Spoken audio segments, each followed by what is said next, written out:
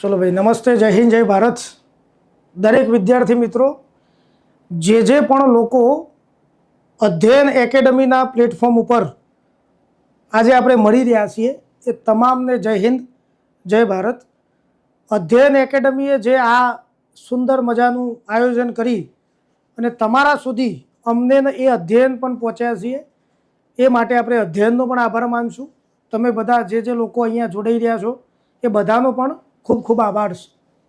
अध्ययन एकेडमीना प्लेटफॉर्म पर आपणे हूँ एटले के मारुं नाम अंकित पटेल छे। आपणे इतिहास सब्जेक्ट में आगळ वधवाना छीए। तमे जे जाणकारी मेळववा तमे आगळ वधी रह्या छो ए इतिहास सब्जेक्ट विषे आपणे भणવું छुं अने एमांय हूँ तमने गुजरातना इतिहास विषे समजावीश।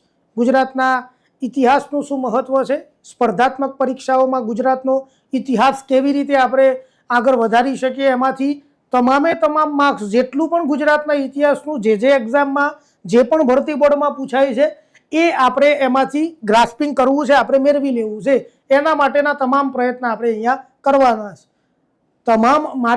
मारा तमाम प्रयत्न एवा रहेशे ज के तमे जे पण अहींया टॉपिक अहींया भणशो, जे पण कॉन्सेप्ट मेळववा अहींया तमारी जे क्लिक हशे ने ए 110% साची साबित थाय एना माटेना आपणे तमाम प्रयत्न तो करशुं ज छे। छतांय पण तमारा जे पछी ए जे दिशा निर्देश हशे ने आवकारीए तो छे ज। हवे आपणे गुजरातनो इतिहास शुं महत्वनो छे, कई कई एक्जाममां गुजरातना इतिहासनुं काम छे एना विषे आपणे थोड़ी घणी जाणकारी मेळवी लईए। हूँ तमने टाइटल तो आपणे जोई लीधुं छे के गुजरातनो इतिहास आपणे भणवाना छीए तो शुं महत्व छे भाई आ सब्जेक्टनुं।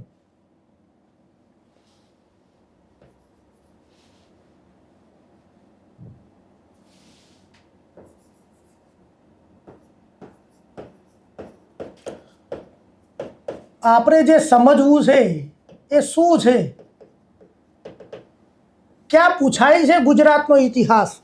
सिम्पल ज वात छे भाई, आमां गुजरातनो तमने बधा हवे तो घणा जाणकार होय छे। गुजरातनो इतिहास छे भाई, आमां गुजरातनुं महत्व छे। એટલે ગુજરાત સરકારની જે પણ એક્ઝામ તમે દેવાના છો એમાં આ જોડાયેલો જ છે ગુજરાતનો ઇતિહાસ।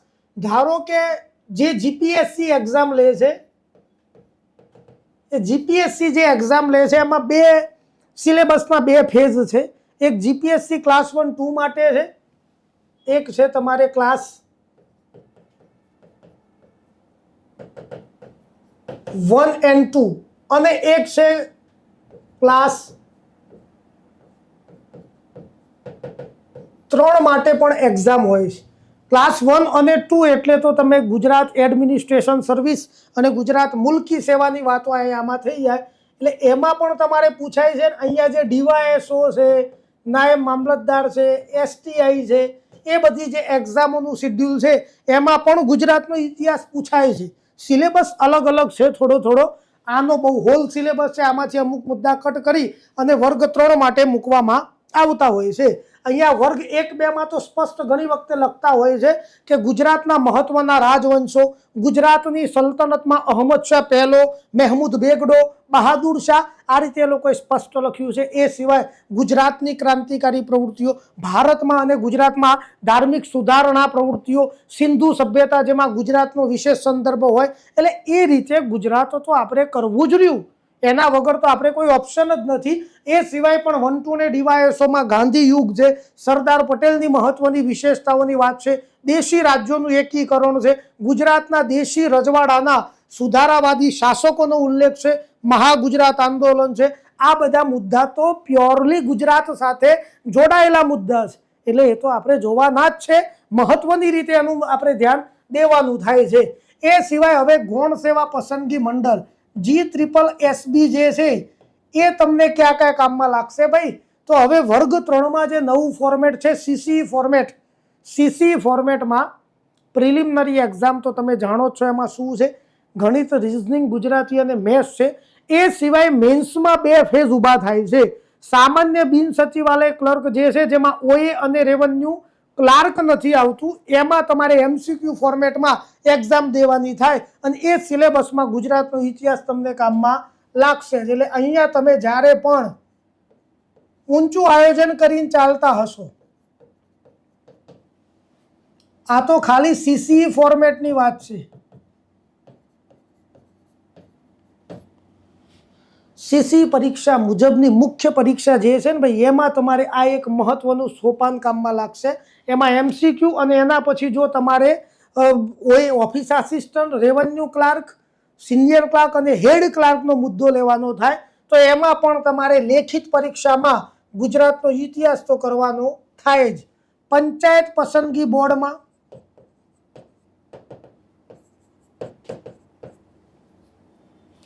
સિલેબસ જો બદલાતા હોય છે તો અલગ અલગ થતું હોય છે. બાકી પંચાયત પસંદગી બોર્ડમાં પણ સામાન્યતઃ જેમાં આપણે તલાટી, જુનિયર ક્લાર્ક કે પછી MPW કે FHW ને ગ્રામ સેવક, નાયબ ચીટનીસ ને બધી એક્ઝામો દઈએ છીએ તો એમાં પણ ઇતિહાસ લખેલું હોય છે. સિલેબસમાં શું હોય છે? ઇતિહાસ. તો એમાં બે ઇતિહાસ, ગુજરાતનો ઇતિહાસ અને ભારતનો ઇતિહાસ બંને તમારે સમજવાના થાય. એના પછી પોલીસ ભરતી બોર્ડ આવે.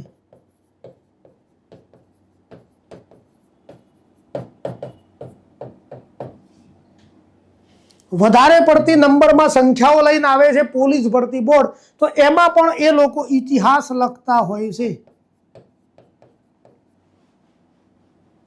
બરાબર છે. જીપીએસસી, GSSB, પંચાયત ને આ ગુજરાત સરકારમાં નોકરી લેવા માટેની મહત્વના ભરતી બોર્ડનો કન્સેપ્ટ છે.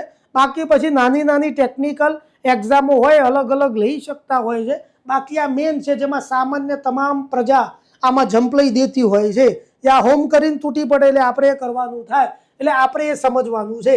સેકન્ડ નંબરે હવે હું તમને કહી દઉં કે ગુજરાતનો ઇતિહાસ તો હું તમને જે અહીંયા આપણે ભણશું જ એની તમે નોટ્સ બનાવો જોડે જોડે. એની તમે શું કરો? નોટ્સ બનાવો. તમે તો ગમે ત્યારે ફરી પાછું રિવિઝન પણ કરી શકો, તો એ પણ તમે કરો. નોટ્સ એ સૌથી બેસ્ટ મટીરિયલ રહેશે.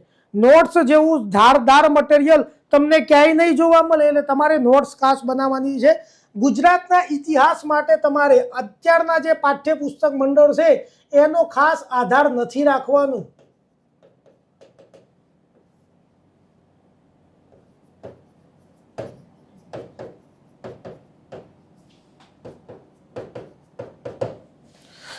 જે ગુજરાતનો ઇતિહાસ છે એના માટે તમારે GCRT નો આધાર ન લેવાનો.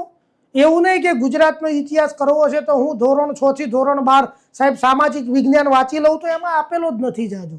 એમાં ગુજરાતના ઇતિહાસનો કન્સેપ્ટ જાજો છે જ નહીં. એમાં ભારતના ઇતિહાસના મુદ્દા છે, એટલે ખાલી ફોગટમાં એમાં મહેનત કરવામાં કોઈ મજા નથી. તમે જો આપણો અહીંયા કોર્સ પૂરો થઈ જાય છે, તમે નોટ્સ બનાવો છો તો તમારાથી એ થઈ શકે છે. તો GCRT ભાઈ તમને બહુ નાનું લાગશે, એનો કોઈ મતલબ છે નહીં. હા, તમે ભારતના ઇતિહાસ માટે રિફર કરતા હોય તો અલગથી કરી શકો છો, પણ ગુજરાતના ઇતિહાસ માટે GCRT નો વધુ આધાર લેવો જ નહીં. એમાંથી તમને જાજુ મળશે જ નહીં. અને જે મળવા લાયક છે તો અહીંયા કવર થઈ જાય છે બધું. અહીંયા બધું કવર થઈ જશે. જે મુદ્દા હશે એ અહીંયા આપણે જોઈ લેવાના છે, એટલે એમાં કંઈ જાજુ ટેન્શન જેવું છે નહીં. બરાબર છે ને? એટલે મેં તમને અહીંયા વિષય પરિચય કરી દીધો છે કે ગુજરાતનો ઇતિહાસ આપણે ભણવાના છે. ગુજરાતના ઇતિહાસમાં હું તમને જે મુદ્દા કરાવવાનો છું એ છે ગુજરાતનો પૌરાણિક ઇતિહાસ, સિંધુ સભ્યતા, ગુજરાતમાં મૌર્ય વંશ, ગુજરાતમાં શક મહત્વ, ગુજરાતમાં ગુપ્તકાળનું મહત્વ, મૈત્રક વંશ છે, અનુમૈત્રક કાળ છે જેમાં ચાવડા વંશ આવશે, સોલંકી વંશ આવશે, વાઘેલા આવશે. એના પછી દિલ્હી સલ્તનત જે ગુજરાતમાં જોડાયેલી છે એ આપણે ભણશું. પછી ગુજરાતમાં સ્વતંત્ર મુસ્લિમ સલ્તનત વિશે આપણે ભણશું, મુગલ કાર ભણશું, મરાઠા કાર ભણશું. ગુજરાતમાં વિદેશી પ્રજા જે વેપાર કરવા આવી, અંગ્રેજો, ફિરંગી બધા, એમના વિશે આપણે માહિતી મેળવશું. 1857 પૂર્વેના ગુજરાતની માહિતી સમજશું. 1857 પૂર્વેનો ગુજરાત શું છે, જેમાં બ્રિટિશ સત્તાનું વિસ્તરણ થયું છે, ગુજરાતમાં કેવી રીતે એ લોકો સત્તાધીશ બન્યા છે એની આપણે ઝલક મેળવશું. 1857નો વિપ્લવ ભણશું. વિપ્લવ પછીના સમયમાં ગુજરાતમાં થયેલી ક્રાંતિકારી પ્રવૃત્તિઓ, ગુજરાતીઓએ ગુજરાતની બહાર કરેલી ક્રાંતિકારી પ્રવૃત્તિઓ, પછી એ ભારતમાં હોય કે વિદેશમાં હોય, એ આપણે ભણવાની છે. એના પછી ધાર્મિક સામાજિક સુધારણા પ્રવૃત્તિઓ ગુજરાતમાં આપણે આર્ય સમાજન, કરસનદાસ મુરજીન, માનવ ધર્મ સભાન, પ્રાર્થના સમાજ ગુજરાત, ઘણું છે એ જોઈશું. એના પછી ઇન્ડિયન નેશનલ કોંગ્રેસના ગુજરાત સાથે જોડાયેલા કનેક્શન્સ આપણે જોવાના છે. અને પછી ગાંધી યુગ સમજવો છે કે ગાંધીજી અને એમના કારણે જે ઊભી થયેલી પ્રવૃત્તિઓ એ જે આવે 1915 પછી તે ઠેઠ 1947 સુધી એમાં સરદારનું યોગદાન અને ગુજરાતનું આઝાદીની ચળવળોમાં ગુજરાત પ્રદેશનું શું યોગદાન છે, આઝાદી પૂરી થઈ જાય એના પછી દેશી રાજ્યોનું એકીકરણ આપણે ભણશું. એમાં ગુજરાતમાં તો સૌથી વધારે સમસ્યા હતી એ સમયે દેશી રાજ્યોના એકીકરણની, એ આપણે જોઈ લઈશું. એમાં જુનાગઢ આરધી હકુમતનો કન્સેપ્ટ, બધા રાજ્યોનું એકીકરણ થઈ જાય એટલે અલગ સૌરાષ્ટ્ર રાજ્ય જોઈશું. અલગ સૌરાષ્ટ્રમાંથી જ્યારે બૃહદ મુંબઈમાં બધું જોડાઈ જશે ટોટલી, ત્યારે પછી મહાગુજરાત આંદોલન જોવાનું છે અને દેશી રાજ્યોના સુધારાવાદી શાસકો પણ આપણે જોવાના થાય જ છે. એટલે આ બધું આપણે જોઈશું. બરાબર છે ને ભાઈ દોસ્તો?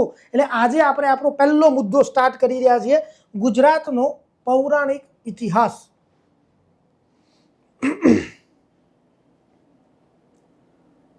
તો મિત્રો, હવે ગુજરાતના ઇતિહાસમાં આપણે જે મુદ્દો સમજવો છે એ છે ગુજરાતનો પૌરાણિક ઇતિહાસ. તો શું છે ભાઈ આ પૌરાણિક ઇતિહાસ ગુજરાતમાં?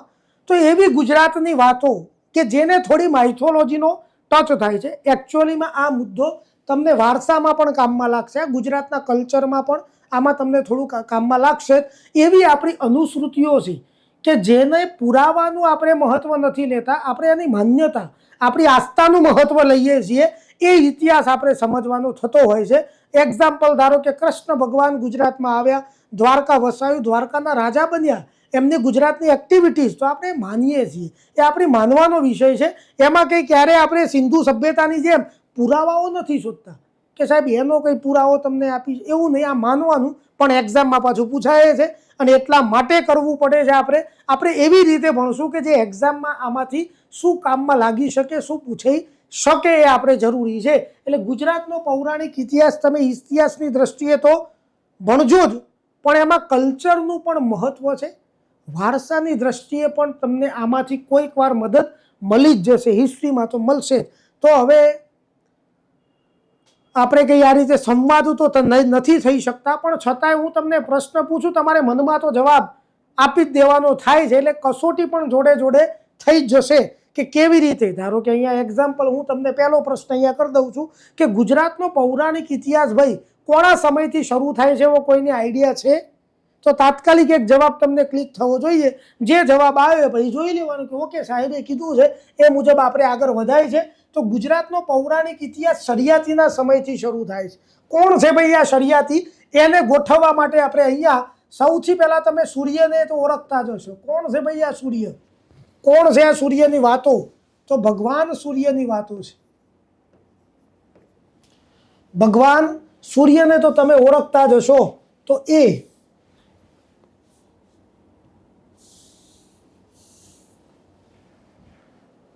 સૂર્યનારાયણ રોજ સવારે ગુડ મોર્નિંગ થાય છે એ વ્યક્તિ, એ ભગવાન સૂર્યને એક દીકરો છે, એમનું નામ છે મનુ.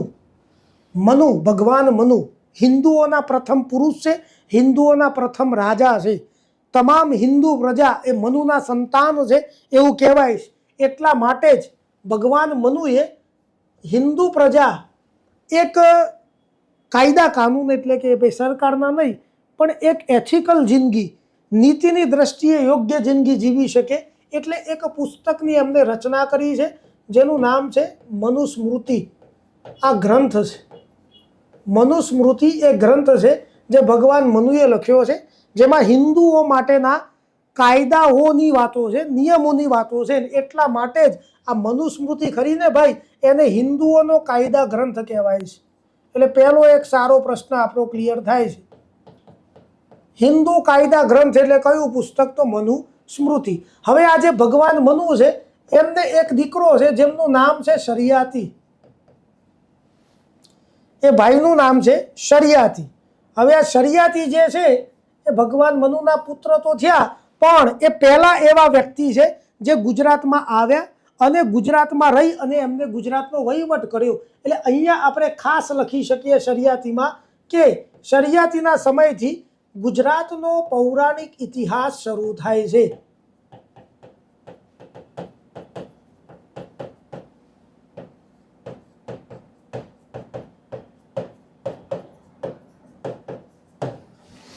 ગુજરાતનો પૌરાણિક ઇતિહાસ કોના સમયથી શરૂ થાય દોસ્તો? તો શરિયાતીના સમયથી. કોણ છે ભાઈ એ શરિયાતી? તો ભગવાન મનુનો પુત્ર અને મનુ કોણ છે તો ભગવાન સૂર્યના પુત્ર આપણે માનતા હોઈએ છીએ એ મુજબ તો શરિયાતી છે ભાઈ આ. હવે આ માણસને ગુજરાતમાં રહેવું છે, વહીવટ કરવો છે તો ક્યાંક તો રહેવું પડશે, તો ગુજરાતનો પૌરાણિક ઇતિહાસ શરૂ થાય. તો શરિયાતીએ ગુજરાતમાં જે પાટનગર સેટ કર્યું એમના માટે એ પાટનગર હતું દોસ્તો કુશસ્થલી. એ પાટનગર કયું છે? કુશસ્થલી છે.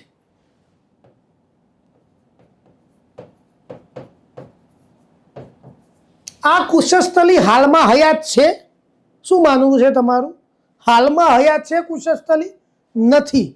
એની બાજુમાં કૃષ્ણ ભગવાન જ્યારે ગુજરાતમાં આવશે તો આ કુશસ્થલી ખંડિત થયેલું હતું, તો એની બાજુમાં ભગવાને એક નવું નગર વસાયું દ્વારકા. એટલે એનો મતલબ એવો થયો કે આ કુશસ્થલી ધારો કે હોત ને તો એ અત્યારે દેવભૂમિ દ્વારકા જિલ્લામાં હોત. એટલે આની સાથે જોડાયેલો જિલ્લો જે છે એ છે દેવભૂમિ દ્વારકા. તો 2 થી 3 પ્રશ્ન ક્લિયર થયા. ગુજરાતનો પૌરાણિક ઇતિહાસ કોના સમયથી શરૂ થાય તો શરિયાતીના સમયથી. ગુજરાતનું પૌરાણિક પાટનગર કયું છે તો કુશસ્થલી છે. ગુજરાતનું પૌરાણિક પાટનગર કુશસ્થલી હાલના કયા જિલ્લા સાથે જોડાયેલું છે તો દેવભૂમિ દ્વારકા જિલ્લા સાથે જોડાયેલું છે. આ રીતે શરિયાતીનું કામકાજ પૂરું થઈ જાય. હવે શરિયાતીને એક દીકરો છે ભાઈ. આપણે આમ નામ રેશન કાર્ડ ખેંચી લેવાનું છે દોસ્તો. એમને એક દીકરો છે જેનું નામ છે આનર્થ અને એમને એક દીકરી છે. શરિયાતીને એક દીકરી છે જેમનું નામ છે સુકન્યા.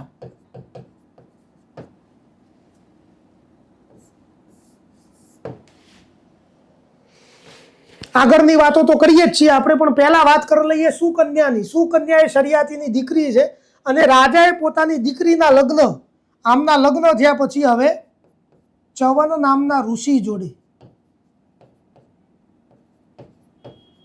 એક રાજકુમારીના લગ્ન કોની સાથે થયા? ચવન નામના ઋષિ સાથે લગ્ન થયા છે. આવી આપણી મહાન ઋષિ પરંપરા હતી. ચવન છે ને એ ચવન પ્રાસ યાદ આવ્યો હશે તમને, હે ને? આવું ના કરાવી લ્યા. ચવન પ્રાસ એ નથી આ ભાઈ, આમના નામ ઉપરથી હોઈ શકે છે. તો સુકન્યા અને ચવન, અને એમને ત્યાં એક દીકરાનો જન્મ થયો. ઋષિના છોકરો એટલે ઋષિ જ હોઈ શકે સામાન્યતઃ. એટલે આમનો દીકરો એટલે દધીચી ઋષિ.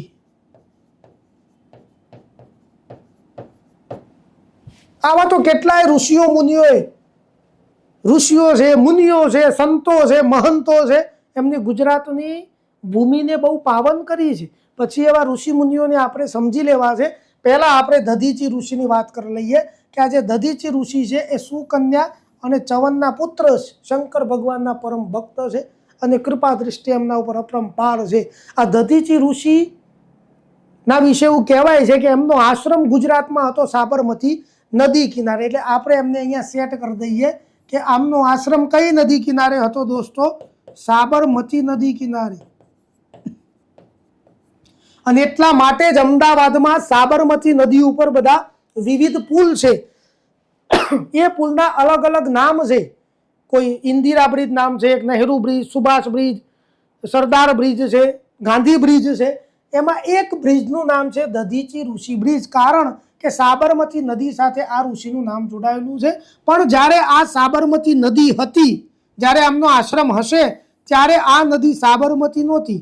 એ નદીનું નામ હતું સ્વબ્રમતી. સાબરમતી નદી કયા નામે ઓળખાતી? સ્વબ્રમતી નદી તરીકે ઓળખાતી. કેમ ભાઈ સ્વબ્રમતી? તો આપણો પૌરાણિક વારસો એવું કહે છે કે ગુજરાતના સ્વબ્ર પ્રદેશમાંથી આ નદી પસાર થતી હતી, એટલા માટે એ નદીનું નામ શું પડી ગયું? સ્વબ્રમતી. ગુજરાતના કયા પ્રદેશમાંથી પસાર થતી ભાઈ? સ્વબ્ર પ્રદેશમાંથી. તો કોઈને ખ્યાલ છે ભાઈ આ ગુજરાતનો આ જે સ્વબ્ર પ્રદેશ છે એટલે હાલનો કયો સ્થળ?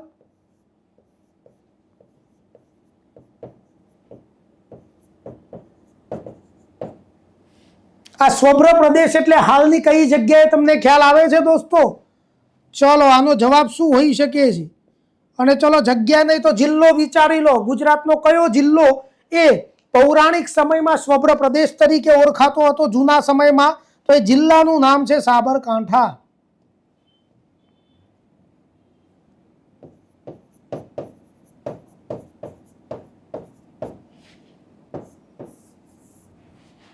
ગિરનારની તળેટીમાં રુદ્રદામાના શિલાલેખ આવેલા છે. આપણે ભણશું પછી તો એ તો વાત જ્યારે જોવાની થાય ત્યારે એના શિલાલેખમાં પણ ઉલ્લેખ છે. સૌભ્ર પ્રદેશ મતલબ કે ઉત્તર ગુજરાત અને સાબરકાંઠાનો જે વિસ્તાર છે, જિલ્લો લખવાનો હોય તો સાબરકાંઠા લખવું, પણ જો મોટા મોટા પ્રદેશ હોય તો તમે ઉત્તર ગુજરાત જ લખશો, કારણ કે સાબરકાંઠા એટલે એક નવો પ્રશ્ન તમારા ધ્યાનમાં આપણે મૂકી શકીએ. એ સાબરમતી નદી કિનારે આશ્રમ હતો કોનો? દધીચી ઋષિનો. શાંતિથી પોતાનું બધું સેટઅપ કરીને બેઠા છે અને એમની મુલાકાતે આવ્યા ભગવાન ઇન્દ્ર, દેવરાજ ઇન્દ્ર. જે દેવો છે ને એમનું મેનેજમેન્ટ આમના હાથમાં છે. આપણી આધુનિક ભાષામાં કહીએ તો દેવોના સીઈઓ છે, આ જનરલ મેનેજર જેવું કામ છે, અને તમામ ઇન્દ્રલોક અને દેવોનું વ્યવસ્થાપન એમને સોંપ્યું છે. પણ જે આપણી વાર્તાઓ હોય છે અત્યારના સમયની એમાં તેવું જ હોય, ભગવાન ઇન્દ્ર હંમેશા બિચારા સમસ્યામાં જ હોય. કારણ રાક્ષસો એમના ઉપર આક્રમણ કરે, બકાસુર કકાસુર કે ગગાસુર એકાદો એમના ઉપર આક્રમણ કરે જ તે, અને એમાં છે ને એમની કેપેસિટી હોય નહીં. કારણ એ પેલા 3 દેવોનું વરદાન લઈને આવ્યા હોય રાક્ષસો, બ્રહ્મા વિષ્ણુ મહેશના જોડેથી વરદાન લે કે ભગવાન આવું આવી સ્કીમ એક્ટિવ કરી આવો. પેલા કે તથાસ્તુ. સ્કીમ એક્ટિવ થઈ જાય એટલે પેલા ડેમો ગોઠવે કોના ઉપર? દેવરાજ ઇન્દ્ર ઉપર. એટલે દેવરાજ બિચારા સમસ્યાઓથી ઘેરાયેલા જ હોય. દર શનિ રવિ વીકેન્ડ આવે ને એટલે એકાદું બકા કકા કે ગગુ આવીને ઊભો થઈ જાય, ત્યાંથી સ્કીમ કરીને આવે એટલે દેવરાજને ખ્યાલ છે કે આપણે જીતવાના નહીં, અને એમ કરતાં કરતાં એકાદું વખતે બહુ મોટું સંકટ આવી ગયું અને દેવરાજ ફસાઈ ગયા. કોઈ દેવતા એમને મદદ કરવાની કેપેસિટી વાળો નહીં. એટલે દેવરાજને એવું લાગ્યું કે ભાઈ અમે કોઈ મનુષ્ય તો એવો નહીં હોય, દેવો તો ચલો ઠીક છે હવે મને મદદ નથી કરતા, પણ કોઈ એવો મનુષ્ય તો હશે કે જે મને મદદ કરી શકે. તો દેવરાજને આખી પૃથ્વી સર્ચિંગ કરતા જે મનુષ્ય દેખાયો એ મનુષ્ય એટલે દધીચી ઋષિ. આખી પૃથ્વી ઉપર કયા વ્યક્તિ એમને કેપેબલ લાગ્યા દોસ્તો? દધીચી. ક્યાં એમનો આશ્રમ આવેલો છે? સાબરમતી નદી કિનારે. એટલે કયા રાજ્યની નદી થઈ? ગુજરાત. અને એટલે આ કયા વ્યક્તિ છે? ગુજ્જુ થયા. તો આખા દેવરાજ ઇન્દ્રને આખી પૃથ્વી ઉપર દેવોને મદદ કરી શકવાની કેપેસિટી કોનામાં દેખાય? દધીચી ઋષિમાં. એટલે ગુજ્જુ પહેલેથી ગ્રેટ છે, ગુજ્જુઓ પહેલેથી ગ્રેટ છે દોસ્તો. એટલે આ દધીચી ઋષિ અને એમની મદદે આવ્યા છે એકવાર દેવરાજ ઇન્દ્ર.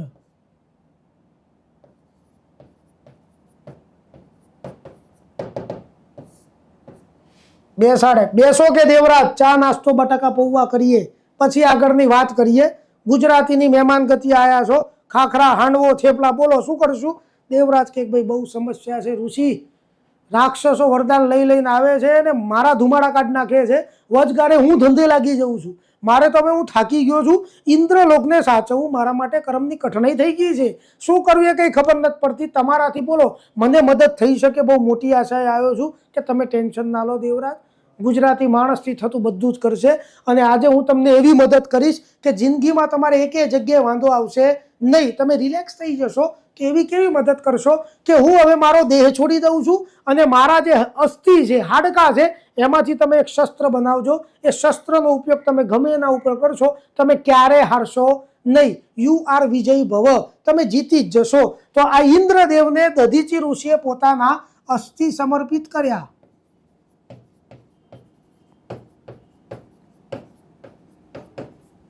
તમે છે ને ભાઈ આમ વ્યવસ્થિત ક્રમમાં જેટલું લખાય એટલું લખજો. તમારે એ રીતે લખવાનું કે તમારો ચોપડો તમને યાદ આવવો જોઈએ. નોટબુક બનાવો ને કે મેં કેમ લખ્યું છે, બરાબર છે ને? એટલે ઇન્દ્રદેવને અસ્થિ સમર્પિત કરવા વાળા ગુજરાતના ઋષિ કોણ હતા? દધીચી ઋષિ છે. અને એ જ ઇન્દ્રદેવે આ અસ્થિમાંથી બનાવ્યું છે વજ્રાસ્તંભ. પણ છતાંય દધીચીએ ઇન્દ્રદેવને કીધું છે કે દેવરાજ, આ શસ્ત્રનો ઉપયોગ તમે ગમે તેના ઉપર કરશો તમે જીતી જ જશો, પણ એમાં એક જ શરત છે, તમારે ન છૂટકે જ આનો ઉપયોગ કરવાનો, બાકી તમે થોડું કબડ્ડી બોલીને ફેંકી દીધું તો મેળ પડશે નહીં. જો આપણે સિરિયલો જોતા હોય નાનપણથી કે એમાં તો પેલા વ્હાઇટ કલરનું નથી આ દેવરાજ જોડે આવતું વજ્ર, ઘા કરે એટલે ભલભલાને ધંધે લગાડી દે.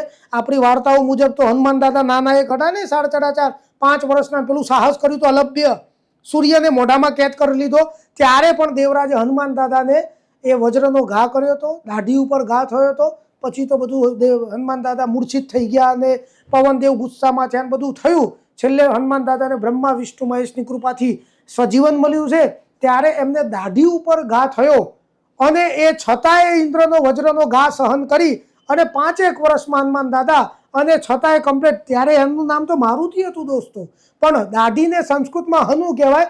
હનુ ઉપર જેનો ઘા સહન કર્યો વજ્રનો, છતાંય જીવતા રહ્યા, એટલે બ્રહ્માજીએ નામ આપ્યું હનુમાન. અલગ અલગ વાર્તાઓ હોઈ શકે, પણ હનુમાન નામ આ રીતે મળ્યું છે. તો દધીચી ઋષિ આવા એક ઋષિ આપણા સાબરમતી નદી કિનારે. બાકી આપણે પછી અન્ય ઋષિ મુનિઓ આપણે જોઈ લઈએ. શરિયાતીના દીકરાનું નામ છે આનર્ત. હવે આનર્તભાઈને એવું લાગ્યું એ અહીંયા જ હોય, પાટનગર કઈ જગ્યાએ? કુશસ્થલી. ગુજરાતનું પૌરાણિક પાટનગર કયું છે? કુશસ્થલી છે. તો કે હું જો કુશસ્થલીમાં રહું છું તો આ બધા વિસ્તારનું ધ્યાન આપી શકાતું નથી, ઠેઠ ઉત્તર ગુજરાત. એટલે મારે એ વિસ્તારની પ્રજા માટે કંઈક વિચારવું જોઈએ. અને આનર્તભાઈએ પોતાના નામ ઉપરથી એક નગર વસાવી દીધું કે જેથી કરીને ત્યાં હું માણસો રાખી શકું ને એ વિસ્તારનું પણ ધ્યાન રાખી શકું. આનર્તપુર એટલે કે અત્યારનું વડનગર. વડનગરને આનંદપુર પણ કહેવાય છે, આને ચમત્કારપુર પણ કહેવાય.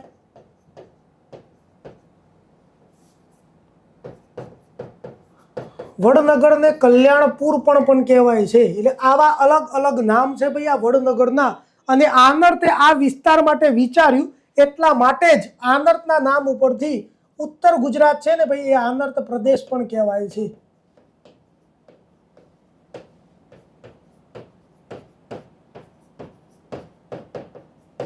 સરસ, બરાબર છે ને ભાઈ આ કામકાજ.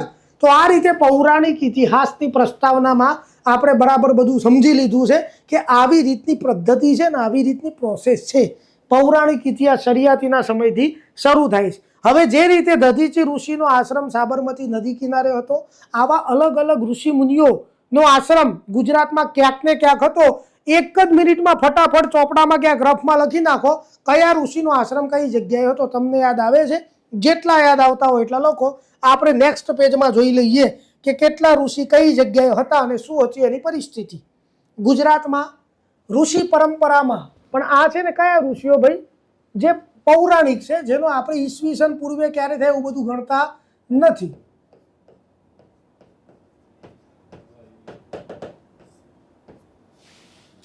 અલગ અલગ જગ્યાએ ગુજરાતમાં અલગ અલગ ઋષિઓનું નામ જોડાયેલું છે.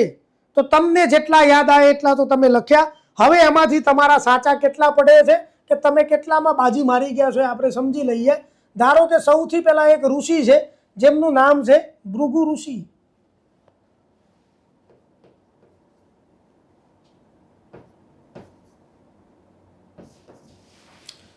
ભૃગુ ઋષિ એટલે આપણી મારી રીતે જોઈએ તો એ ઋષિઓના ભીષ્મ પિતામહ કહેવાય. ભૃગુ ઋષિ ઋષિઓના ભીષ્મ પિતામહ કહેવાય. બહુ જૂના છે. ભૃગુ કુલમાં તો ભગવાન પરશુરામ ને બધા આવે. આ એવા જોરદાર ઋષિ છે કે એમને કંઈક વિષ્ણુ ભગવાન જોડે ક્યાંક એવું કંઈક બન્યું હશે અને આગુ પાછું તો વૈકુંઠમાં ગુસ્સામાં ગયા તો એમને વિષ્ણુ ભગવાનને જે નથી એમ શેષનાગમાં વિષ્ણુ ભગવાન સમાધિમાં બેસતા, ધ્યાનમાં બેસતા, છાતીમાં લાત મારીને ભોય ભેગા કરી નાખવા વાળા ઋષિ છે ભૃગુ ઋષિ. એટલે બહુ ડેરિંગ વાળું કામ કહેવાય ભાઈ, બચતું રહેવું પડે. બાકી જોરદાર હોશિયાર માણસ તો હોય જ. ભૃગુ ઋષિનો આશ્રમ જ્યાં જગ્યા જે છે એ કહેવાય ભૃગુ કચ્છ. દેવોને મદદ કરવા કચ્છ ઉપર બેસીને આવ્યા અને ઉપાસના કરી એ જગ્યાને ભૃગુ કચ્છ કહેવાય. કચ્છ ભૃગુ, કચ્છ એટલે કાચબો. એટલે આ જગ્યા એટલે અત્યારની ભરૂચ. બરાબર છે. એ સિવાય પણ ભૃગુ ઋષિની બીજી એક જગ્યા ગુજરાતમાં જોડાયેલી છે. આપણી ભાષામાં second branch is equal to ખેડ બ્રહ્મા. ઓલો ઋષિ મુનિઓને ગુજરાતમાં બે બ્રાન્ચો છે ભાઈ. ગુજરાતની પ્રજા બહુ ઊંચું જ વિચારે છે, નીચું વિચારવાની વાત જ નહીં. તો આ ભૃગુ ઋષિની ગુજરાતમાં જગ્યા એટલે ભરૂચ. અને ભૃગુ ઋષિની અન્ય આશ્રમ હતો ખેડ બ્રહ્મામાં. આ ખેડ બ્રહ્મામાં આમનો આશ્રમ 3 નદીઓના સંગમ ઉપર હતો એવું કહેવાય છે. હરણાવ, ભીમાક્ષી અને કોસંબી. આવી 3 નદીઓના સંગમ ઉપર ખેડ બ્રહ્મામાં કયા ઋષિનો આશ્રમ આવેલો હતો? ભૃગુ. અને એમે ભૂગોળમાં પૂછે ભાઈ ખેડ બ્રહ્મા કઈ 3 નદીઓના સંગમ ઉપર છે. બાકી એક્ઝેક્ટલી એક જ નદી તો કઈ છે દોસ્તો? હરણાવ છે. તમને ખ્યાલ જ છે. તો એ કે ભૃગુ થઈ ગયા. હવે સેકન્ડ નંબર ઉપર તમને યાદ આવતા હોય તો બરાબર છે. બાકી એક છે કણાદ ઋષિ. કણાદ ઋષિ સોમનાથમાં આમનો આશ્રમ હતો, એમને તપ કર્યું હતું સોમનાથમાં. 12 જ્યોતિર્લિંગોમાં પહેલા નંબરનું જ્યોતિર્લિંગ છે સોમનાથ, શંકર ભગવાનનું આદિ સ્થળ છે. અને ચંદ્ર મામાએ અહીંયા ચાંદા મામા આપણી ભાષામાં તપ કર્યું હોવાથી સોમનાથને ચંદ્ર તીર્થ પણ કહેવાય છે. વાર્તાઓ મુજબ ભગવાન ગણપતિએ ચંદ્રદેવને શાપ આપ્યો. ઘણી વાર્તાઓમાં દક્ષ પ્રજાપતિએ તો ચંદ્રનું રૂપ જતું રહ્યું. ચંદ્ર જે ભારતીય પરંપરાવાળા હતા એ અલગ પરંપરાવાળા થઈ ગયા. કારા મેસ થઈ જશો ચંદ્ર તમે, ગણપતિ બાપા જોડે નો પંગો. એટલે ચંદ્રને પછી ભાન તો થયું, પણ હવે થાય શું? એટલા માટે એમને પેલા ગણપતિ બાપાનું લઈને આપણે ચાલીએ. બાપાજીએ તો સાહેબ શાપ આપી દીધો કે ચંદ્ર તમે આજે ને આજે જેટલા વાઇટ છો ને એનાથી 10 ગણા કારા મેચ થઈ જશો. એટલે ચંદ્રને તો સાહેબ ફજેતી થઈ ગઈ. સાહેબ એમનું તો ઓળખાણ જ એમના રૂપના લીધે હતી. એટલે છેલ્લે દેવર્ષિ નારદે સલાહ આપી કે એક કામ કરો ચંદ્રદેવ, શંકર ભગવાનની આરાધના કરો. બાકી તો ગણપતિના શાપમાં તો કોઈ પડતું નથી, લેકિન આખિર બાપ બાપ હોતા હે. એટલે છેલ્લે છે ને એમને કહો તો એ સેટલમેન્ટ કરી આપે. 1008 વર્ષ તપ કર્યું. આપણી વાર્તા છે. આવું હું બોલું એ બધું તમે ચકાસવા ના જતા પાછા. આ આપણે માઇથોલોજી છે, આમાં માનવું પડે. એક્ઝામમાં પૂછાય એવું લખાઈ જશે. એક્ઝામમાં જે પૂછાય ને એવું આપણું લખાઈ જશે. પેલું તો માનો 1008 વર્ષ સુધી તપ કર્યું. શ્રાવણ મહિનાના પ્રથમ સોમવારે શંકર ભગવાન પ્રસન્ન થયા અને વાત કરી કે બોલો ચંદ્રદેવ, પ્રસન્ન થયો તમારી આરાધના છે, શું જોઈએ છે તમારી? કે ભગવાન તમને તો ખ્યાલ જ છે, તમારા લાલ્યાએ ધંધે લગાડી દીધો છે મને કે હું કેવો રૂપારો દેખાતો કારો મેચ થઈને ફરું છું. એટલે કે ગણપતિનો શાપ છે ને કે હા હા ભગવાન, એમાંથી મને નિરાકરણ કરી આપો કે મારાથી ના થાય. અરે કે તમે મહાદેવ છો પણ કે ગણપતિનો શાપ એ GPSC 1-2 લેવલનો હોય બકા. તું શું કરવા પંગો લીધો? ગણપતિ બાપા જોડે નો પંગો. પણ હવે તારું આટલું મોટું તારું જે તપ છે, આટલું લાંબુ તપ આજ દિન સુધી કોઈએ નથી કર્યું, એટલે હું ખુશ થયો છું. ચાલ તને 50-50 કરી આપું છું. આ રીતે ચંદ્રદેવ એટલે ચંદ્ર તીર્થ છે. જો ભાઈ હું તમને ઇતિહાસમાં જે પણ વાર્તાઓ કહીશ એ હું મારી રીતે કહીશ, મારી કરામાં કહીશ, અદામાં કહીશ, અંદાજમાં કહીશ. બાકી તમે એને અલગ રીતે ના લેતા. હું જસ્ટ તમને એમ લાગે કે ભણતા ભણતા તમને થોડી મજા આવે એ રીતે. બાકી આપણે કંઈ અહીંયા ડાયરો નથી કરવા બેઠા. હા, એટલે તમને આ તો મનમાં એવું થાય સાહેબ તમે ભગવાનને કશું એ ખોટું ના લાગે. અને ખોટું લાગે તો ભગવાન ના હોય ને ભાઈ. આપણે જે થવા તો મને ખોટું લાગી ગયું, દેરાણી જેઠાણીના સંબંધ નથી, જસ્ટ એને એન્જોય કરો. આપણે કોઈનું ખોટું બોલતા જ નથી બાપ. કણાદ પ્રભાસ ક્ષેત્ર સોમનાથ અને ચંદ્ર તીર્થ કહેવાય. જોકે સોમનાથમાં તો ઘણા એ તપ કરેલું છે. તો ભગવાન પરશુરામે, રાવણે તપ કરેલું છે. ચલો કણાદ ઋષિ થયા. એના પછી હવે ત્રીજો નંબર લઈ લઈએ આપણે મિત્રો. Option available.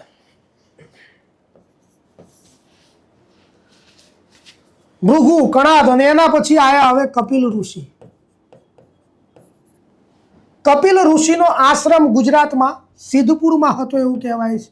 પણ એ સમયે સિદ્ધપુર એ શ્રી સ્થળ હતું. એનું જૂનું નામ શું છે? શ્રી સ્થળ છે. વાર્તાઓ એવું કહે છે કપિલ ઋષિ સામાન્ય માણસ નથી ભાઈ. આ સાંખ્ય શાસ્ત્રના પ્રણેતા છે. વૈદિક પરંપરા મુજબ જે સાંખ્ય શાસ્ત્ર ષડદર્શન આવે એમાં કપિલ ઋષિ પરંપરા સાંખ્ય શાસ્ત્રની નિભાવે છે. વાર્તાઓ એવું કહે છે કપિલ ઋષિના માતા રડ્યા અને એમના રડવાથી એક અશ્રુ જમીન ઉપર પડી ગયું અને એ ઉપર જમીન ઉપર પડવાથી જે સરોવરનું નિર્માણ થયું એ સરોવર એટલે આપણું બિંદુ સરોવર છે ને. બધું કોઈ મિલ ગયાના જાદુ જેવું ચાલશે પૌરાણિક ઇતિહાસમાં કે સાહેબ તમે તો છોડી મૂક્યું છે કે આજે એક અશ્રુ કે જમીન ઉપર પડી ગયું એમાંથી બિંદુ સરોવર. માતાજીએ સારું છે કે આહુડાની ધારકડ ના કરી, નહીં તો અરબી સમુદ્ર સિદ્ધપુર સુધી આવી ગયો હોત. આપણે માનશું. અને બિંદુ સરોવર ભાઈ કયા મહિમા, એની કઈ મહાનતા માટે જાણીતું છે? 5 સેકન્ડમાં જવાબ ક્લિક થવો જોઈએ. ટપકા નથી કરવાના આપણે. યસ, માતૃ શ્રાદ્ધ માટે. ભારતના 5 પવિત્ર સરોવરમાંનું એક છે બિંદુ સરોવર અને એમાં એના માતૃ શ્રાદ્ધના કન્સેપ્ટ માટે બહુ ફેમસ છે. તો અહીંયા ઘણા પણ દીકરાઓ એમના માતાનું શ્રાદ્ધ, દીકરીઓ એમના માતાનું શ્રાદ્ધ કરે જ છે.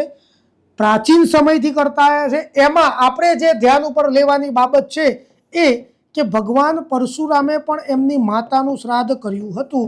શું છે ભગવાન પરશુરામની માતા?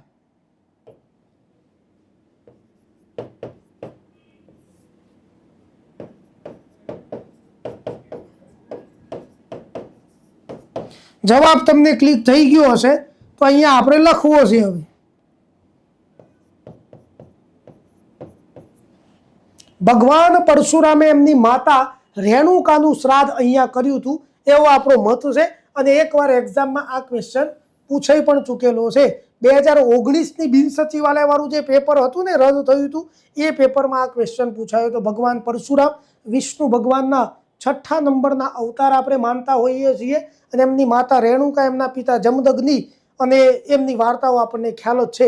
ભારતના 5 પવિત્ર સરોવરમાંનું એક છે આ બિંદુ સરોવર. એવું ગુજરાતમાં બીજું પણ એક સરોવર છે, નારાયણ સરોવર, જે 5 પવિત્ર સરોવરમાં એનો સમાવેશ થાય છે.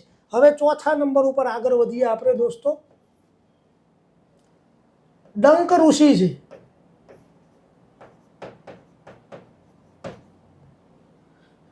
એમની સાથે જોડાયેલી જગ્યા એટલે ડંકપુર, અને ડંકપુર એટલે હાલનું ડાકોર.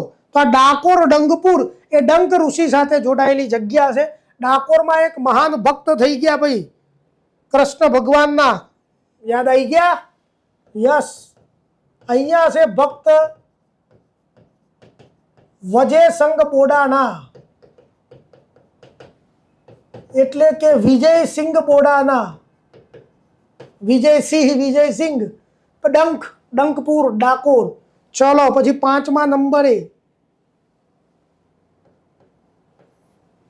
ડંક, પછી ડંક ઋષિ છે. આ બધા ઋષિ મુનિઓના નામ છે.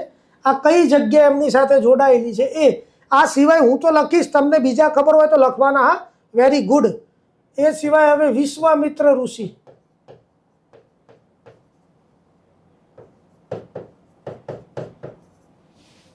કોઈ ઋષિ તપ કરે ને ઇન્દ્રનું સિંહાસન ડોલવા લાગે. એમાં એક વિશ્વામિત્રએ તપ કર્યું હતું, આખું દેવા આમ પેલું ઇન્દ્ર લોક ડોલવા લાગ્યું હતું. બધા ટેન્શનમાં. એક તો વિશ્વામિત્ર ઋષિ છે ને, સ્વભાવમાં થોડા ગુસ્સાવાળા બતાવેલા છે બધી વાર્તાઓ મુજબ. અને એમાં એ જો તપ કરી દે અને દેવર્ષિ લેવલ સુધી પહોંચી જાય, એમાં એ પ્રમોશન આવે. બોલો, બધે કોમ્પિટિશન્સ આપણી સારી છે. તમારા મંડેલા રહો, અધ્યયનમાં જોડાયેલા રહો, તમારું કામ આરામથી થઈ જાય એનો બનતો પ્રયત્ન આપણે કરવો છે.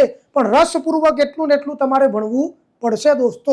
બાકી તો બધે કોમ્પિટિશન્સ. જુઓ તો ખરા, ક્યાં નથી? રાજાઓમાં, નેતાઓમાં, સંતો મહંતોમાં.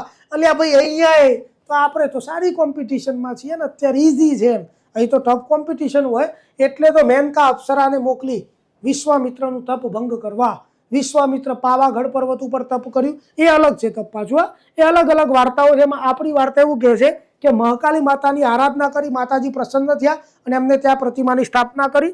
અને બાકી એ જે મહાકાલી માતા પ્રસન્ન થયા હતા અને કોપાયમાન થયા હતા, એમને એ પછી દેવોનો, આસુરોનો સંહાર કરતા હતા, રોકાતા જ નહોતા. ત્યારે પેલા શંકર ભગવાન જમીન ઉપર ચત્તા સૂયા અને એમને માતાજીને રોક્યા ને, માતાજીની જે જીભ બહાર આવી ગઈ, એ અહીંયા માતાજીને પ્રસન્ન કર્યા વિશ્વામિત્ર ઋષિ. એટલે તો પાવાગઢમાંથી નીકળતી નદીનું નામ વિશ્વામિત્રી છે. ચલો ઓકે, હવે 6થા નંબર ઉપર જઈએ આપણે. વિશ્વામિત્ર પછી કણવ ઋષિ આવે છે એક. કણવ ઋષિનો આશ્રમ છે ઈડરમાં. આમને તપ કરેલું છે તરણેતરમાં પણ, એટલે આમની સાથે પણ બે શાખાઓ જોડાયેલી છે. ઈડરમાં એમનું નામ આવે છે અને તરણેતરની ભૂમિમાં આવે છે. જે વાતો છે એ મુજબ તો કણવ ઋષિએ ઈડરમાં એક છોકરીનો ઉછેર કરેલો છે. એ છોકરીનું નામ છે શકુંતલા. શકુંતલા કોની દીકરી છે? એમની નથી ભાઈ. શકુંતલા એકચ્યુઅલીમાં વિશ્વામિત્ર ઋષિની દીકરી છે. વિશ્વામિત્ર અને મેનકા અપ્સરાની દીકરી. એટલે ભાઈ અહીંયા તમે ધ્યાન ઉપર એ રાખો કે ઈડરમાં જે છોકરીનો ઉછેર કર્યો એ છોકરી એટલે શકુંતલા. કોણ છે ભાઈ આ શકુંતલા? એ તો તમે ઓળખાણ મેળવી લીધી. વિશ્વામિત્રની દીકરી છે અને કણવ ઋષિના આશ્રમમાં બિચારા બેનને પપ્પાએ હોસ્ટેલમાં મૂકી દીધા એવું લાગી રહ્યું છે. એ શકુંતલાના ગાંધર્વ વિવાહ થયા દુષ્યંત જોડે, અને દુષ્યંત અને શકુંતલાનો જે દીકરો છે ને એ બન્યો ચક્રવર્તી સમ્રાટ રાજા ભરત, જેના નામ ઉપરથી આપણા દેશનું નામ ભારત પડ્યું છે એવી આપણી માન્યતા છે. તો એ અહીંયા બેન શકુંતલા, કાલિદાસનું વિશ્વ પ્રસિદ્ધ નાટક છે અભિજ્ઞાન શાકુંતલમ, એ બેન અને દુષ્યંતના પ્રેમ સંબંધો ઉપર આધારિત છે. એવા શકુંતલા બેનનો ઉછેર કણવ ઋષિના આશ્રમમાં થયો હતો. પછી એ આશ્રમ ઈડરમાં હોય તો ઈડરમાં અને હરિદ્વારમાં લખે છે લોકો ત્યાં. આપણે ગુજરાતનું છે તો ગુજરાતનું પકડી રાખશું, આપણને કંઈ વાંધો નથી ભાઈ. ચલો 7મા નંબરે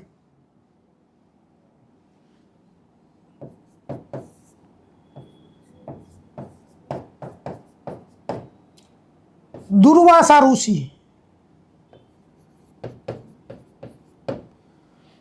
દુર્વાસા ઋષિનો આશ્રમ છે દ્વારકા હતો. એટલે આ બધું આપણે અત્યારે હવે ક્યાં જીવીએ છીએ, પૌરાણિકમાં જીવીએ છીએ. દ્વારકામાં આશ્રમ. પણ દુર્વાસા બહુ ગુસ્સાવાળા ભાઈ, એમને ભલભલાને શાપ આપેલા છે. પૂરું થઈ જાય ધનોત પનોત, શાપ આપી દઉં, શાપ આપી દઉં. એટલે દુર્વાસા ઋષિનો ગુસ્સો કોઈ સામાન્ય વ્યક્તિ ના સહન કરી શકે. એમને જ યાદવોને શાપ આપ્યો હતો કે આ મદિરા પાનનું સેવન જ યાદવોના પતનનું કારણ બનશે. એ યાદવાસ્થલી પછી ચર્ચા કરીએ આપણે. એટલે દુર્વાસા ઋષિ બહુ ઊંચું કામકાજ. અને છેલ્લે એક ઋષિ છે, આ સિવાયના તમને જેટલા પણ યાદ હોય અને આપણે કવર ન કર્યા હોય તમારે લખવાના તમારે. ગાલ્વ ઋષિ.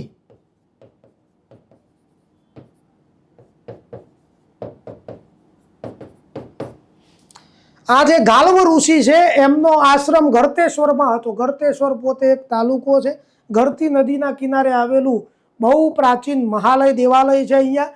બાકી એકચ્યુઅલીમાં તો સિદ્ધરાજ જયસિંહના સમયમાં એ શિવલિંગની સ્થાપના થઈ હતી. જિલ્લો ખેડા, ત્યાં પણ આમનું નામ જોડાયેલું છે ગાલ્વ ઋષિ. તો જોઈ લો ભાઈ એકવાર, આ ઋષિ મુનિઓનું નામ લિસ્ટ તમારી સામે હોવું જરૂરી છે. નજર નાખી લો, તમને કામ લાગશે આ બધું જ. નોટ તમારે બનાવી જરૂરિયાત જેવું જ છે આમ તો.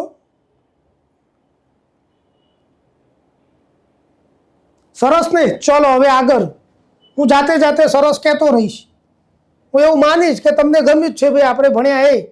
હવે વાત આપણે પેલી જે સમજ્યા ને આગળની, એ અહીંયા જે આપણે આગળ ઉઠાવવાની વાત છે. આનર્થ. આનર્થ પછી આગળ ખેંચી લેવી છે વાતો. હવે અહીંયા આનર્થ ઉપર આપણે હોલ્ડ ઉપર આવ્યા છીએ, ત્યાંથી આગળ વાત ખેંચવી છે કે જે આનર્થ આપણે ભણ્યા એમની પેઢી આગળ વધી ગઈ. અને એમ કરતા કરતા એ આનર્થની પેઢીમાં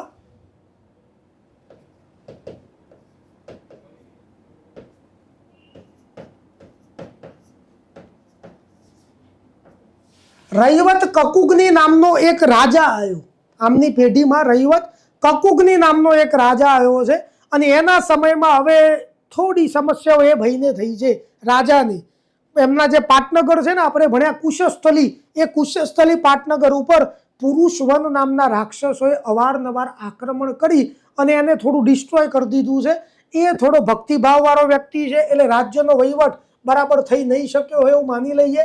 એ સમયે ગુજરાતમાં એન્ટ્રી થઈ છે વાસુદેવ શ્રી કૃષ્ણની. કૃષ્ણ ભગવાન ક્યાં આવ્યા દોસ્તો? ગુજરાતમાં આવ્યા છે. મથુરા છોડીને આવ્યા કાયમ માટે. તો કેમ ભાઈ એમને મથુરા છોડ્યું છે?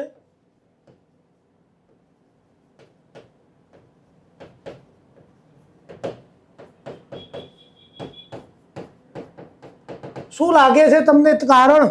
કૃષ્ણ ભગવાને મથુરા છોડી. પહેલા તો ગોકુળ વૃંદાવનમાં એમની બહુ મસ્ત વાતો. એના પછી મથુરા ગયા, મામા કંસને ઉડાડ્યો, મથુરાના રાજા બન્યા. એના પછી મથુરા છોડ્યું કાયમ માટે, ગુજરાતમાં આવ્યા.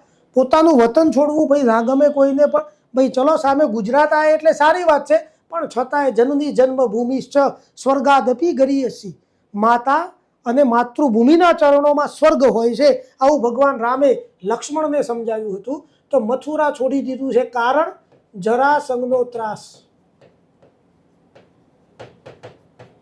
બોલો, કૃષ્ણ ભગવાનને કોઈકનો ત્રાસ છે તો આ આઈટમ કેવી હશે તો વિચાર કરો તમે. જરાસંઘ કેવી ખોપડી હશે. જરાસંઘ એટલે કંસના સસરા, અને પોતાના જમાઈને મારી નાખ્યો છે એટલે થોડું તો મગજ બગડ્યું હોય સમજીએ. પણ એને તો મથુરા લેવું હતું. અને જરાસંઘ છે ને ભાઈ, એની સામે કોઈ પડે નહીં. હા, હસ્તિનાપુર વાળા પણ વિચાર ગમ ખાઈ લે કે ના જવાય ભાઈ, એ છે ને મગજનો ભરેલ છે ને તાકાતવાળો બહુ હતો.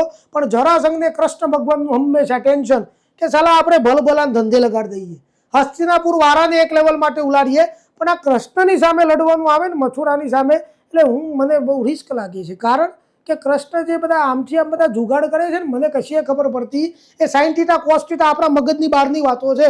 એટલે એકવાર ભગવાનનું વરદાન લઈ લીધું, તપ કર્યું, બોલ બેટા જરાસંઘ જુ જોઈએ, એટલે કે ભગવાન એવા વરદાન આપો કે કૃષ્ણ મને ક્યારે હરાઈ શકે નહીં. ભગવાન કે તથાસ્તુ, કામ થઈ ગયું. દર શનિ રવિ આવી જતો, વીકેન્ડની ફજેતી, કૃષ્ણ કંટાળ્યા. એકવાર બધા યાદવોને ભેગા કર્યા. કૃષ્ણ ભગવાને કે જોવો મિત્રો યાદવ, હવે હું આ જરાસંઘની સામે લડી લડીને થાક્યો છું ભાઈ. એને તો કોઈ કામ છે નહીં, આપણે તો સામાજિક માણસ છીએ, આપણે તો મિત્રોને મળવું, સમાજમાં આગળ ડેવલપમેન્ટવાળા કામ હોય એ બિલકુલ ફ્રી આઇટમ દર શનિ રવિ આક્રમણ કરે છે અને ભગવાનના વરદાન લઈને આવ્યો છે. હું નહીં જીતી શકું, એટલે અહીંયા શું થાય, બહુ લડલડ કરશું તો આપણી યાદવોની જ પરિસ્થિતિ બગડશે. એટલે મેં અહીંયા હવે નક્કી એટલા માટે ઇમરજન્સી બેઠક બોલાવી કે કાલે સવારે આપણે તો અહીંયાથી છોટા હાથી ભરી નીકળી જવું છે. જેને પણ મારા જોડે આવવું એ નીકળી જાવ, ગોટી કલટી માર. ક્યાં જઈશું ભગવાન? મથુરા, ગોકુલ, વૃંદાવન વિસ્તાર કે એક જોરદાર જગ્યા છે, ત્યાં જતું રહેવું છે. તમે ટેન્શન જ ના લેતા કે ક્યાં, કે ગુજરાત હાઈ જીડીપી વાળું રાજ્ય છે, નો ટેન્શન, મોજે દરિયા, આવતારો ગુજરાત. તો કૃષ્ણ ભગવાનને આપણે વેલકમ કરી રહ્યા છીએ કે આવો ભગવાન અમારી ગુર્જર ધરા, ગુર્જર ભૂમિ ઉપર. એટલે કૃષ્ણ ભગવાન કોના સમયમાં ગુજરાતમાં આવ્યા હતા? રૈવત કકુગ્નિના સમયમાં. રૈવતે તો સામેથી બધું સોંપી દીધું. અલગ અલગ વાર્તા હોય, કોઈ કે યુદ્ધ થયું કે ભગવાન ભલું થયું તમારું અને હવે ભલું કરજો મારું. આ પ્રજાની જવાબદારી તમે સ્વીકારો, તમે બની જાઓ આ કુશસ્થલીના રાજા. મારાથી આ રાજ્ય સંભાળી શકાતું, હું ભક્તિ કરવા માગું છું, મારે સંત થઈ જવું છે, એટલે મારે એક પ્રજાની જવાબદારી છે, તમને દઈ દેવા માગું છું. કૃષ્ણ કે ભલે, આપણે કે મથુરાવાળું ચેપ્ટર તો ક્લોઝ થઈ ગયું, તો એ નવું ચેપ્ટર તો શરૂ કરવાનું થાય ને ભાઈ. ઓકે ચલો, જવાબદારી લઈ લઈશ. કેમ કે ભગવાન બીજી પણ ઈચ્છા છે કે મારે એક દીકરી છે, મારે એક દીકરી છે, એ દીકરીના જો યોગ્ય જગ્યાએ લગ્નો થઈ જાય ને ભગવાન, તો મારે એક પિતાની જવાબદારી પણ પૂરી થઈ જાય. કૃષ્ણ ભગવાન કે તમે ટેન્શન ના લો, લગ્નની તૈયારી કરો, મુહૂર્તિઓ તૈયાર જ છે. કે કોણ ભગવાન, કયો કોણ છે છોકરો? કે my bro, my big bro Balram, કે એમનાથી શ્રેષ્ઠ યુવક તમને મળશે જ નહીં. એટલે રવિવાતે પછી એમની દીકરી, ઘણી જગ્યાએ બેન પણ બતાવેલી છે, આપણે એનું કોઈ ટેન્શન નથી, સંબંધ નહીં પૂછાય. રેવતી, જેમના લગ્ન કોની સાથે થઈ ગયા? બલરામ. પુરુષાર્થનું પ્રતીક છે બલરામ. રેવતી અને બલરામના લગ્નો થયા, જે જગ્યાએ લગ્ન થયા હતા એ સ્થળ કહેવાય રેવતી કુંડ. ઓહો,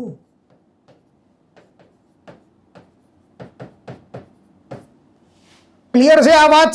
રેવતી કુંડ. બલરામ અને રેવતીના લગ્ન થઈ ગયા અને એ લગ્ન પછી રાજ્યનો ત્યાગ કરી દીધો રૈવતે અને રૈવત પહોંચી ગયા એક પર્વત ઉપર તપ કરવા. આમને ગિરનાર પર્વત ઉપર તપ કર્યું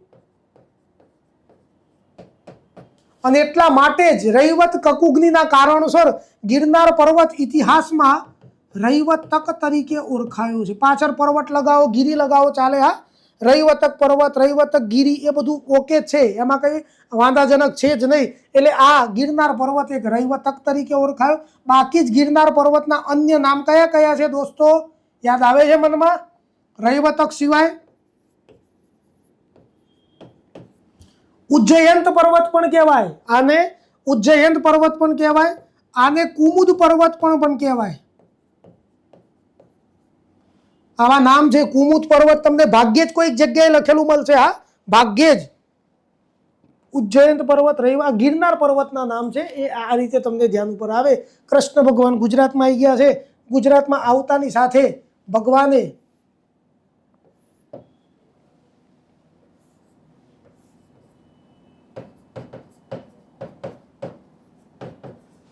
કુશસ્થલીની બાજુમાં એક નવું નગર વસાઈ દીધું, દ્વારકા. બહુ ભવ્ય જગ્યા છે ભૈયા દ્વારકા. દ્વારકા નામનું એક નવું નગર વસાઈ દીધું ભગવાનના હસ્તે. અને એ દ્વારકા એટલે જ આપણી દ્વારામતી. આ દ્વારામતી એ જ આપણું દ્વારકા છે દોસ્તો. એટલે કૃષ્ણ ભગવાને કુશસ્થલીની બાજુમાં વસાયું છે. એટલે દ્વારકાનું જૂનું નામ દ્વારામતી લખાય, કુશસ્થલી ના લખાય. જો ઓપ્શનમાં દ્વારામતી હોય તો ઓપ્શન જોવાના, બાકી એમને એમ તૂટી પડતા નહીં. આવી ગયા ગુજરાતમાં, આવી ગયા પછી તો બેટ દ્વારકા પણ વસાયું એમને. કૃષ્ણ ભગવાને આ સિવાય બેટ દ્વારકા પણ વસાયું છે.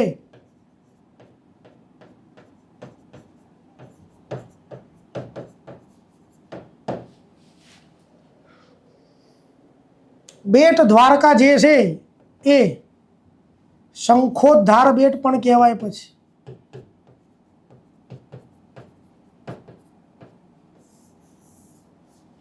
બેટ દ્વારકાને શંખોદ્ધાર બેટ પણ કહેવામાં આવે છે. અને આ રીતે કૃષ્ણ ભગવાન ગુજરાતમાં રાજા બન્યા. આપણનું નસીબ ભાઈ ગુજરાતી ભાષી વ્યક્તિઓનું કે ભગવાન અહીંયા રહેવા આવ્યા છે ને કાયમ માટે પાછા.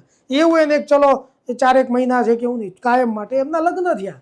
બલરામજીના લગ્ન થયા એ રીતે કૃષ્ણ ભગવાનના પણ લગ્ન થયા છે. તો આપણે લગ્ન પણ ગોઠવી દેવા છે. કેટલા લગ્ન થયા ભાઈ? કૃષ્ણ ભગવાનના કેટલા લગ્ન થયા છે? શું માનવું છે તમારું?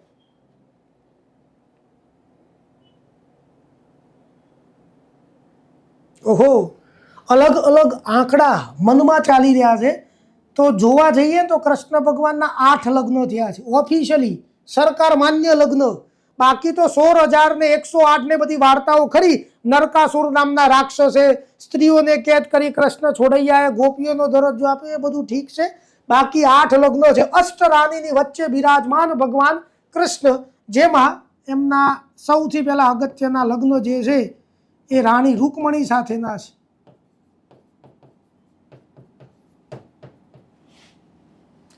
રાણી રૂકમણી જે વિદર્ભ રાજ્યની રાજકુમારી છે. હવે આ વિદર્ભ કયું? આ વિદર્ભ કયું જે આપણે ગણવું એ તો આ મૂળ બે વાતો છે. અરુણાચલ પ્રદેશ વાળા કહે છે કે અમે ભાઈ અમારી વાત છે.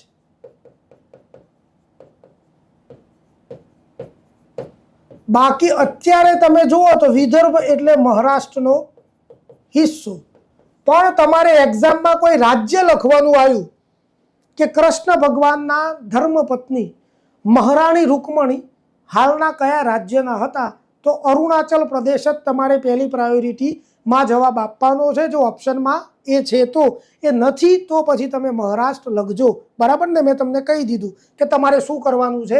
એ રાજા ભીષ્મકની દીકરી છે ભૈયા, રાણી રૂકમણી રાજા ભીષ્મકની દીકરી છે. રૂકમણીનો ભાઈ છે રૂકમી. એ રૂકમી સમજવા આખી વાત. હવે કે જે રૂકમી છે ને એનો મિત્ર છે શિશુપાલ, ચેદી પ્રદેશનો રાજા. ચેદી પ્રદેશ મધ્યપ્રદેશનો હિસ્સો કહેવાય. ત્યાંનો રાજા છે શિશુપાલ. પણ આ શિશુપાલમાં કંઈ શક્કરવાળ જાજો છે નહીં. કૃષ્ણ ભગવાનની ફોઈનો છોકરો છે ને બેને કંઈ મેર આવતો જ નથી. એટલે આ શિશુપાલનું ગ્રુપ અલગ છે અને કૃષ્ણ ભગવાન વાળું ગ્રુપ અલગ છે. કૃષ્ણ ભગવાનનું તો મસ્ત જ ગ્રુપ હોય. આ રૂકમી શિશુપાલ ને બધી આઈટમો ભેગી થઈ છે. અને એકવાર અહીંયા આવ્યો ઘેર રૂકમી, અને ઘેર આવીને કીધું કે પપ્પા મેં મારી બેનના લગ્ન નક્કી કરી દીધા. કે કોના જોડે ભાઈ? તો કે આ મારા ભાઈબંધ શિશુપાલ જોડે. કે તે તારી બેનને વાત કરી? કે એમને શું કરવા વાત કરવાની હોય, યોગ્ય મૂર્તિઓ છે, સારો વ્યક્તિ છે, મારો ખાસ મિત્ર છે અને એને હું વ્યવસ્થિત ઓળખું છું. એનું રાજ્ય છે ચેદી પ્રદેશ. કે બે રૂકમણી છતાંય પૂછી લે બકા, એમને ડિસિઝન ના લેતો. આ રૂકમણીને કીધું બેન તારા લગ્ન કે મેં મારા બહુ જોરદાર મિત્ર શિશુપાલ જોડે કર્યા છે. કે કોને પૂછીને કર્યા ભઈલા? કે એમાં પૂછવા ના હોય બેન, કે મને ખબર પડે તારું સારું ખોટું. કે ખોટું, તદ્દન ખોટું કર્યું. મારે કૃષ્ણ સિવાય કોઈના જોડે લગ્ન કરવાના જ નથી. એટલે રૂકમણી તો પેલો રૂકમી તો ફફડી ગયો. આ કે કૃષ્ણવાળી ફાઇલ ક્યારે ઓપન થઈ ભાઈ? કે કેમ ના કૃષ્ણ જોડે? કે હું પ્રેમ કરું છું કૃષ્ણને. કે કૃષ્ણ તને પ્રેમ કરે છે? કે નહીં, એ તો ખબર જ નથી. કે એ તો એને જ મને ઓળખતા જ નહીં હોય, કાં તો જોઈ જ નહીં હોય. હું તો એમને પ્રેમ કરું છું. એટલે કે આ બધું વન સાઇડેડ કહેવાય. આ બધા ના પડાય રૂકમણી અને કૃષ્ણને કે તું ઓળખતી જ નથી.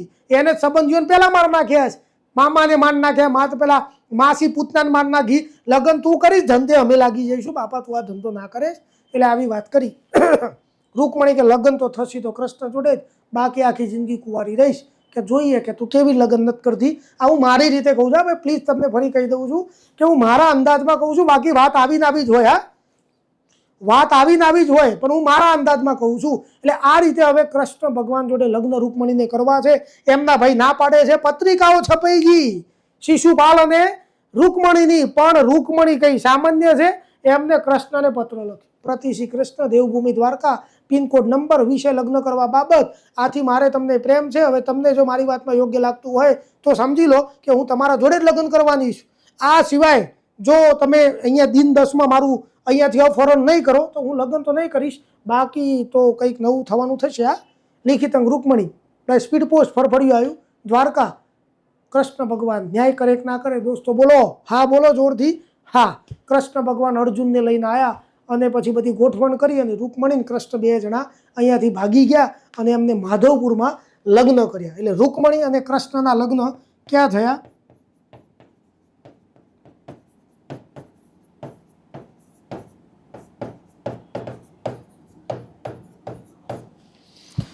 કૃષ્ણ ભગવાન અને રૂકમણીના લગ્ન માધવપુર પોરબંદરમાં થયા છે.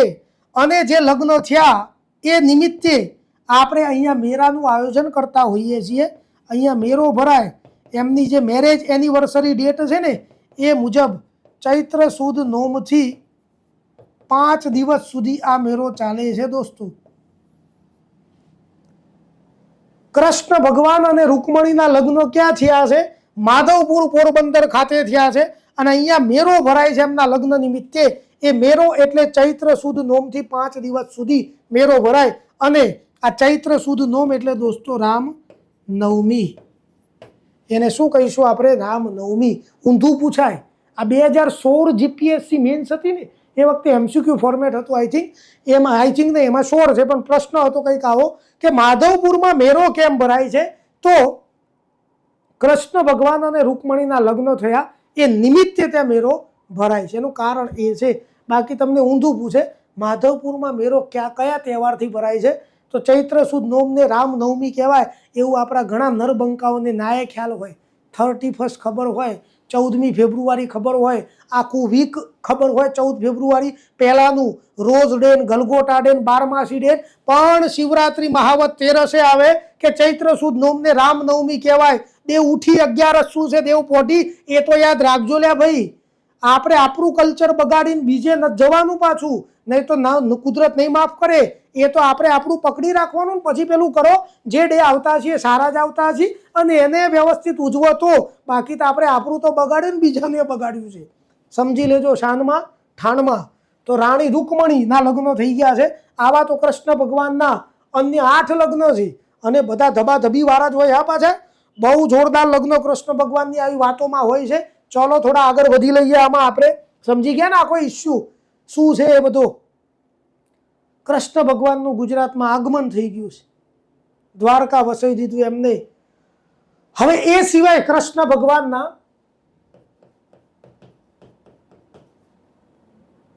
રાણી જાંબવતી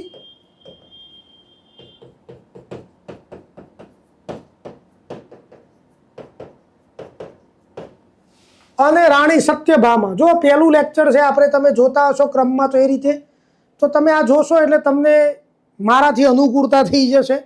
મારી ભણાવવાની પદ્ધતિથી તમને અનુકૂળતા થઈ જાય.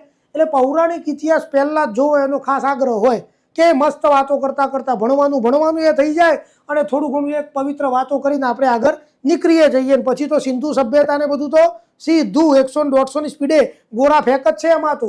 એટલે ભણાવવાનું નહીં પણ એમાં બધું કન્સેપ્ચ્યુઅલ જ બહુ આવે. આવા સ્ટોરી ગોઠવી દેવાય. રાણી જાંબુવતી સત્યભામાની વાતો પણ કરી લઈએ. એક કૃષ્ણ ભગવાનના એક મિત્ર છે.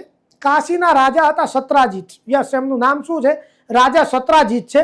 અને એ સત્રાજીત જોડે એક હીરો આવી ગયો જે અત્યારનો આપણો કોહિનૂર હીરો છે.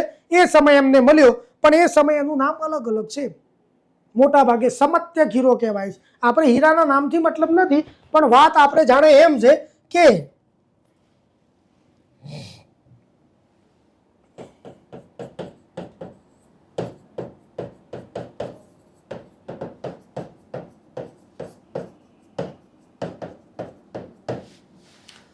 રાજા સત્રાજીત કાશીના રાજા, બનારસના રાજા છે ભૈયા. આમના જોડે એક મણિ હતો.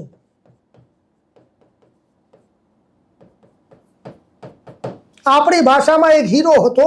એ હીરો લઈને કૃષ્ણ ભગવાન જોડે આવ્યા. એમ સ્પેશિયલ નહીં પણ આવ્યા હતા તો લઈને આવ્યા કે જુઓ કે મને કે અહીંયાથી આ ક્ષેત્રમાંથી ગિફ્ટમાં મળ્યો છે મેં જીત્યો છે. ને કૃષ્ણ ભગવાને કીધું કે ચા નાસ્તો કરો જોઈએ શાંતિથી. ભગવાને પ્રશંસા કરી મિત્રની કે વાહ ગજબ ગજબ કે મારી આખી સોનાની દ્વારકા મૂકી દઉં ને તો એ ક્યાં હીરા જેટલી વેલ્યુ ના થાય. એટલે પેલાને થોડો મનમાં એટીટ્યુડ આવ્યો કે જેનું નામ વિશ્વ લે છે લોકો જ્યાં જઈએ ત્યાં કૃષ્ણ કૃષ્ણ કૃષ્ણ. અને કૃષ્ણ એવું કહે છે કે એમની સંપત્તિ ની કઈ વેલ્યુ નથી મારી અગાડી, તો વાહ હું તો કેવો જોરદાર આમ છે ને તેમ છે કરીને વાતો કરીને છેલ્લે પછી વિદાય આપી, ટાટા ભાઈબંધ આવજો. ભાઈબંધ નીકળ્યા ને ત્યાંથી દ્વારકા છોડીને આગળ વધ્યા. થોડા કંઈક આગળ વધ્યા ને એમના ઉપર લૂંટારાઓએ હુમલો કરે. લૂંટારા બધા રીંછ હતા. રીંછ બધું આમનો સામાન લાફાલાફી કરીને લૂંટીને લઈ ગયા. એમાં ગયો આ હીરો. હવે રીંછ તો દેખાવે તો કેવા હોય તમને ખ્યાલ જ આવે, થોડા ભયંકર તો દેખાતા હોય. એટલે આ જે સત્રાજીત છે એમને એવું લાગ્યું કે આ જે મણી છે ને કૃષ્ણએ ચોરાવડાયો હોય એવું લાગે છે. આમે કૃષ્ણ ભગવાનનું જીવન છે મેં તમે જોઈ લો, કઈ માથાકૂટ થાય તો લોકો લાંછન આમના ઉપર જ લગાવે. બોલો, આમનો સ્વભાવ મસ્તીખોર છે એટલે બધી કઈ વાત હોય તો માખણ ચોરથી માંડીને હવે સીધે ક્યાં પહોંચ્યા, મણી ચોર સુધી પહોંચી ગયા છે. તો મણી આમનો ચોરાયો અને એ મણી ચોરવાનો આરોપ એમને કયા વ્યક્તિ ઉપર મૂક્યો, તો ભગવાન કૃષ્ણ ઉપર આરોપ મૂક્યો. 180 ની સ્પીડે પરત ફર્યા અને ભર દરબારમાં કૃષ્ણને 780 ની સ્પીડે ધબાધબી બોલાવી દીધી, અપશબ્દો બોલ્યા. એટલે કૃષ્ણ કે મેં નથી લીધો, બગા મેં લીધો જ નથી. પણ કે નહીં, તમે જ લીધો હોય, તમને હું ઓળખું છું, તમે મારા મિત્ર હતા ને ઠીકઠાક ને આવું. એટલે કે મિત્ર શું ના લઉં, પણ કે તો આપણે કે થોડા સુદામા જેવા પાકા ભાઈબંધ તમારા, આપણે રાજકીય મિત્રો. એટલે કે નથી લીધો, કે ના તમે જ લીધો હોય. કૃષ્ણે પછી એને સર્કિટ હાઉસમાં બેસાડ્યો. બલરામને કીધું કે બ્રો ચલો આમનો આ છે ને પ્રોબ્લેમ સોલ્વ કરી આવીએ. અને એમ કરીને કૃષ્ણ અને બલરામ બે નીકળ્યા. કોણે લીધો તે પૂછી લીધું કે બધા નકરા રીંછ આવ્યા હતા. એટલે રીંછોના સરદારને જઈને મળ્યા, રીંછોના લીડરને મળ્યા. કોણ છે ભાઈ રીંછોના લીડર? તો ભગવાન કૃષ્ણ અને બ્રો બલરામ.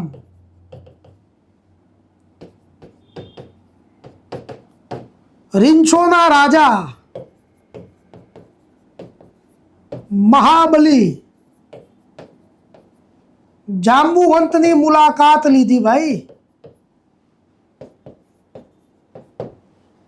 અને આ જાંબુવંત ક્યાં બેઠા છે? એમની ગુફામાં. ક્યાં આવેલી છે આ ગુફા એવું વારસામાં પૂછાય તો જવાબ લખશું આપણે પોરબંદર. ક્લિયર ને? આ તો આવડશે તમને હવે. જાંબુવંતની ગુફા ક્યાં આવેલી છે? તો પોરબંદરમાં. આ તો માનશું જ આપણે. જઈને મળ્યા. જાંબુવંતે ઓળખતા હતા નામથી, કે હો કે કરંટ અફેર્સમાં તો કે તમારું કે રાજા કૃષ્ણનું નામ બહુ આવે જ છે, ઓળખું છું. અને આ જાંબુવંત ક્યારના છે? રામાયણ કાળથી. ભગવાન રામને મદદ કરી હતી. એમના એક પ્રકારે આસિસ્ટન્ટ જેવા થઈ ગયા. અને રાવણ જેવો, રાવણ જેનું નામ સાંભળીને ફફડતો ને એ છે મહાબલી જાંબુવંત. એમને મારે આખી વાત સમજાય. જાંબુવંતે પોતાના માણસોને બોલાવી લીધા કે છગન મગન આજે કઈ કે કોઈ છાપો માર્યો કે યસ બોસ. એટલે કે ચોરાઈ નહીં, તમે લેતાઓ જે લીધું હોય. અને એમ કરીને પેલા થેલા લઈને એમ થેલા ખાલી કર્યા. એમાં ધરર કરતો સીધો કોહિનૂર હીરો બહાર આવ્યો. આપણે કોહિનૂર નામ રાખ્યું છે હાલ, બરાબર? તમારે માની નથી લેવાનું, હીરો છે ટૂંકમાં. જાંબુવંત પણ હીરો જોઈને આકર્ષિત. અરે કે આખો રામાયણ કાળ જોયો ને આ તમારો ત્રેતાયુગ ને દ્વાપર યુગ ને બધું ભેદી નાખ્યું. સોનાની લંકા જોઈ પણ આવો હીરો નથી જોયો. ગજબ હીરો, ગજબ. ગજબ છે ને કે આ ગજબ, કે ચાલો આવો હીરો મારા માણસોએ ચોરી લીધો હતો.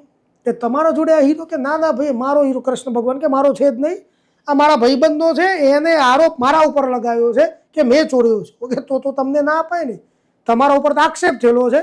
એટલે પછી તો બોલા ચાલી થઈને બલરામ તો થયો. બલરામ તો 10 સેકન્ડ સાંભળી છે કે પેલું હર લઈને ઊભા થઈ ગયા. મામલો આખો ગયો મેદાનમાં. અને પછી તો જબરજસ્ત શુદ્ધ થયું. જાંબુવંત એમાં હારી ગયા, કૃષ્ણ ભગવાન જીત્યા. એટલે જાંબુવંતને દ્રાસકો પડ્યું કે મહાબલી જાંબુવંત હારી ગયો. જેનું નામ સાંભળીને લંકાપતિ રાવણ યુટર્ન લઈ લેતો હતો એ જાંબુવંત હારી ગયો. એટલે આ કોઈ સામાન્ય વ્યક્તિ જ ના હોય, ખુદ ભગવાન હોય તો જ મને હરાવવાની કેપેસિટી છે. પગે પડી ગયો ભગવાન. મજાક પ્લીઝ નો, મજાક નહીં. તમે જે હોય મને બધું બતાવી દો ને, આખી વાત પૂરી કરી નાખો. કૃષ્ણ ભગવાનને પણ એમ થયું કે લાવો મજાક મસ્તી પૂરી થઈ. વિશ્વરૂપ દર્શન 3D બતાવી દીધું. જાંબુવંત સાહેબ ઘરઘરો થઈ ગયું. ભૂલ થઈ ગઈ, ભૂલ થઈ. લઈ જાઓ કે આ તો બધું લઈ જાઓ, પણ કે ભૂલ થઈ ગઈ એટલે કે માફ. અજાણતા બધું થયું છે તું, પણ કે હું તમને ન ઓળખી શક્યો. ભગવાન ગમે સ્વરૂપે આવે, ભક્ત ઓળખી જવો જોઈએ. એટલે મારી ભક્તિની કસોટી આજે ખોટી થઈ છે કે ના ના લે ભાઈ માફી, કોઈ માથાકૂટ નહીં, તું નવું લફડું ઊભું ના કરતો બોસ. પણ કે ના, હું પ્રાયચિત કરવા માંગુ છું ભગવાન. તો કે કરનાક ઝટ પૂરું કર અને આ સામાન પેક કરી આપ, અમે નીકળીએ અહીંયાથી દોસ્ત. તો કે એક જ કામે પ્રાયચિત થાય. કે શું? કે જો તમે મને દિલથી સ્વીકારી લીધો છે, માફ કર્યો છે, એવું મને ક્યારે લાગશે તમે મારી દીકરીના લગ્ન તમારી સાથે કરો તો. કૃષ્ણ કે આવું થોડું પ્રાયચિત હોય બકા. છેવટે કોના જોડે લગ્ન થયા? જાંબુવતી, આ કોનું પ્રાયશ્ચિત છે? જાંબુવંતનું પ્રાયશ્ચિત છે અને રાણી જાંબુવતીના લગ્ન આ રીતે થઈ ગયા છે. તો કૃષ્ણ ભગવાનને એ લગ્ન થયા ને પછી તો બધું ટોરું આવ્યું. હા, મહાબલી જાંબુવંત અને રીંછ ને બધા આયા વિદાય કરવાને, ઠેઠ દ્વારકા આયા કે અમે પેલા સત્રાજીતની ભગવાન માફી માગી લઈએ, એ અમારા લીધે તમારે આ મુશ્કેલીમાં મુકાવવું પડ્યું. અને એમ કરીને અહીંયા માફી માગી લીધી સત્રાજીતને કે ભાઈ માફ કરી દેજો. કે કોણ તમે? કે હું મહાબલી જાંબુવંત. ઓ કે તમે પેલા રામાયણકાર વાળા? કે હા. પગે પડી ગયો સત્રાજીત કે માફ કરો, અને અમારા ગ્રુપ મેમ્બર્સના લીધે ભગવાને સહન કરવાનું થયું, તમે એમના ઉપર ચોરીનો આક્ષેપ મૂક્યો. અને કે બધું ઠીક, પણ તમે મારા ભાઈબંધ કૃષ્ણને ભગવાન ભગવાન કોણ કહો છો? કે ભગવાન છે, વિષ્ણુ ભગવાનનો અવતાર છે, એ જ રામ હતા, એ જ કૃષ્ણ, એ જ માયા ને બધી. ઓહો, કે ભગવાન છે લે પકા. મેં 780ની સ્પીડે અપશબ્દો બોલ્યા. એ મને બિચારા કહેતા હતા કે સત્રાજીત થાંભા, સત્રાજીત થાંભા, પણ હું તો કે ઊભો જ ના રહ્યો ને રે. એને પછી પ્રાયશ્ચિત કર્યું સત્રાજીતે. આ એ પ્રાયશ્ચિત છે. સત્યભામા સત્રાજીતની દીકરી, એટલે કોહિનૂર હીરો લેવા ગયા હતા. 2 હીરા રેશન કાર્ડમાં નવા આવ્યા, જાંબુવતી અને સત્યભામા. ભલે આ પ્રશ્ન એમ લાગે કે સાહેબ આવું બધું, આઈ થિંક રેવન્યુ તલાટી 2016 કે 17-16 વાળી એમાં આ પ્રશ્ન પૂછાયો. કયા રાજાએ કૃષ્ણ ઉપર મણી ચોરવાનો આરોપ મૂક્યો હતો? તો એ છે રાજા સત્રાજીત. બરાબર છે ને દોસ્તો? તો આવી જિંદગી છે કૃષ્ણ ભગવાનની, અદમ્ય જિંદગી છે, અગત્યનું કામ છે. અને આવી રીતે જિંદગી જીવતા જીવતા મહાભારતનું યુદ્ધ કરી દીધું, ભૂકા કાઢી નાખ્યા. મોજે દરિયા જિંદગી પણ દીવા તરે અંધારું હોય એમ એમના યાદવો હવે બિંદાસ થઈ ગયા ક્યાંક. અને મદિરા પાનનું સેવન કરેલા અમુક યાદવો દુર્વાસા ઋષિના આશ્રમમાં ગયા, ત્યાં તોફાન કર્યા. દુર્વાસા ઋષિએ શાપ આપ્યો કે આ મદિરા જ યાદવોના નાશ માટેનું કારણ બનશે. કૃષ્ણ ભગવાન દુઃખી થઈ ગયા, એટલે યાદવોને લઈને આવ્યા સોમનાથ. પણ અહીંયા પણ યાદવોએ આ લત ન છોડી અને દરિયા કિનારે એક તીક્ષ્ણ ઘાસ હતું મેરુકા, એ મેરુકા ઘાસ લઈ એકબીજા ઉપર તૂટી પડ્યા અને રાસ સમજી અને એમને એકબીજાને કાપી નાખ્યા, રહીસી નાખ્યા. કૃષ્ણ ભગવાન દુઃખી થઈ ગયા. અને આ ઘટનાને મહાભારતમાં યાદવા સ્થલી કહેવાય છે દોસ્તો. યાદવોનો સ્વયં જ નાશ.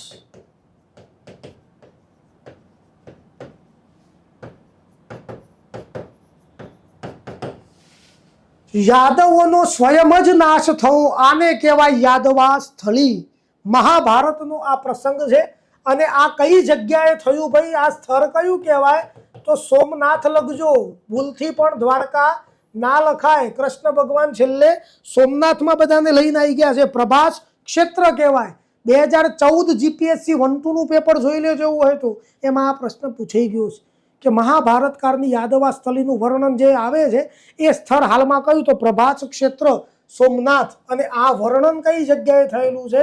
તો મહાભારતના મોસલ પર્વમાં આ વાતનો ઉલ્લેખ થયેલો છે.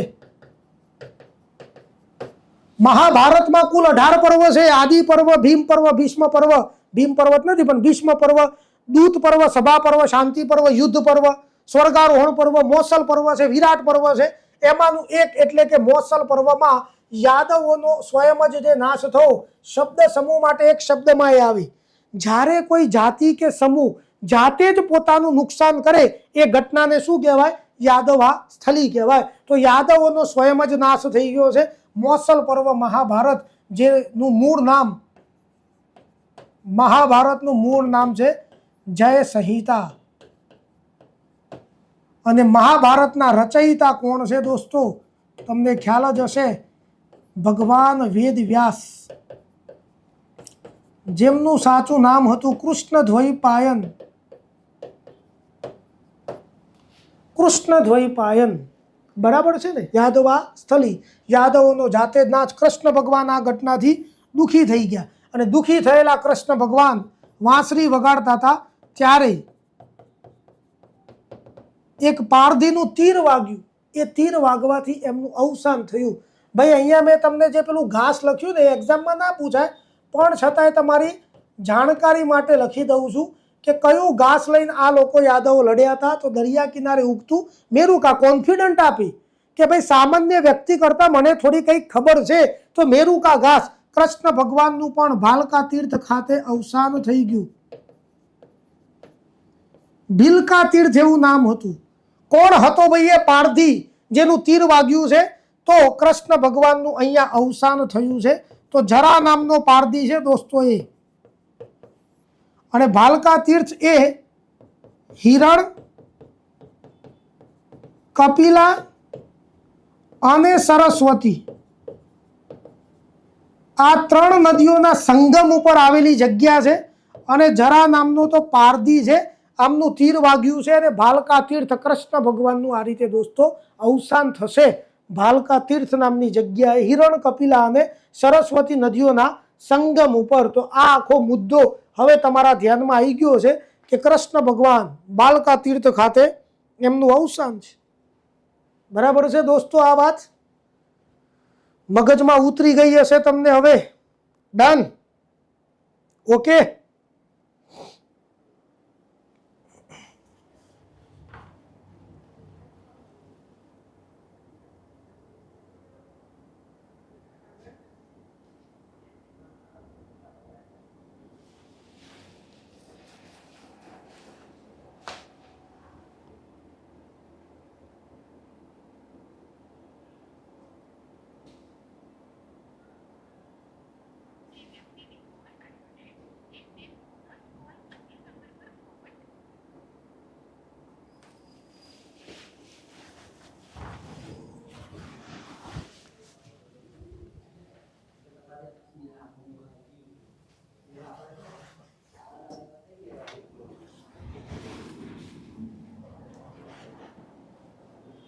ચલો હવે થોડું આગળ સમજી લઈએ આપણે.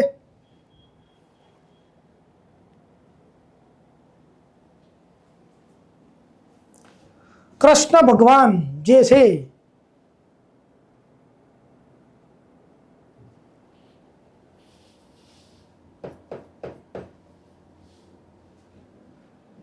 કૃષ્ણ ભગવાનની અંતિમ ક્રિયા ક્યાં થઈ? ભગવાન શ્રી કૃષ્ણ અને એમની અંતિમ ક્રિયા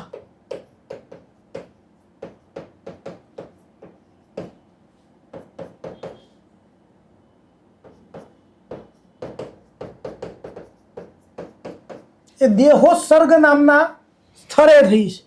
એ ક્યાં થઈ છે? દેહોત્સર્ગ. એ પણ ગીર સોમનાથમાં જ છે. ભાલકા તીર્થ પણ ગીર સોમનાથ જિલ્લામાં જ આવશે. આ એક ગીર સોમનાથ જિલ્લામાં જ.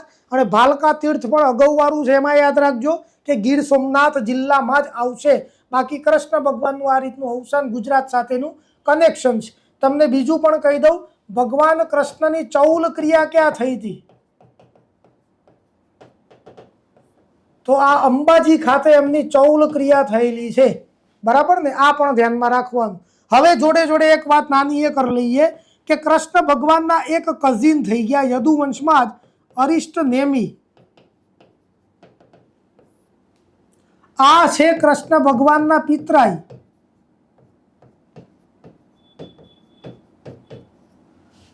કૃષ્ણ ભગવાનના પિતરાઈ છે ભાઈ દોસ્તો આ અરિષ્ટ નેમિ.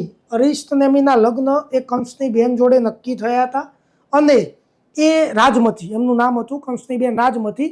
પણ એમને પેલી પશુઓની હિંસાના કારણસર લગ્ન ન કર્યા અને ન કર્યા ને લગ્ન મંડપ છોડી દીધો.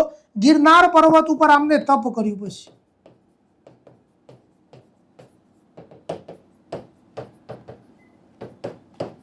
અને અહીંયા જ એમને આ પર્વત ઉપર જ્ઞાન પણ મળ્યું. એટલે આ ગિરનાર પર્વત એ અરિષ્ટ નેમિ માટે શું છે?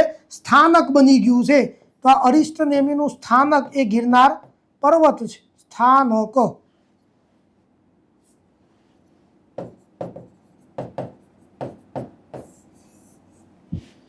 અને એ અરિષ્ટ નેમિ પછી તીર્થંકર બની ગયા. જૈનોમાં 22માં તીર્થંકર તરીકે ઓળખાયા. બરાબર છે દોસ્તો? આટલું કામ. એમનું પ્રતીક છે શંખ. તો અહીંયા આ વાતો છે બધી. શંખ એમનું પ્રતીક છે. જૈનોમાં 22મા નંબરના તીર્થંકર. પછી ભલે જૈન ધર્મમાં એમને આપણે ગણીએ છીએ, બાકી મૂળ યદુવંશી હતા. કૃષ્ણ ભગવાનના પિતરાઈ હતા. 2017ની જીપીએસસી 1-2, 2019ની જીપીએસસી 1-2 એમાં આ બધા પ્રશ્ન પૂછાઈ ચૂકેલા છે. એ સિવાય મારી જાણકારીમાં ના હોય ને પૂછાયા હોય એ બધું તો અલગ પાછું. એ તો હોય જ વાતો, પણ આ મારી જાણકારીમાં છે અને પૂછાયા છે એ હું તમને કહી શકું છું. ડન? તો આ તૈયારી રાખો. આ નોટ ડાઉન કરો ને રિવિઝન પણ કરી નાખવાનું થાય જ આપણે.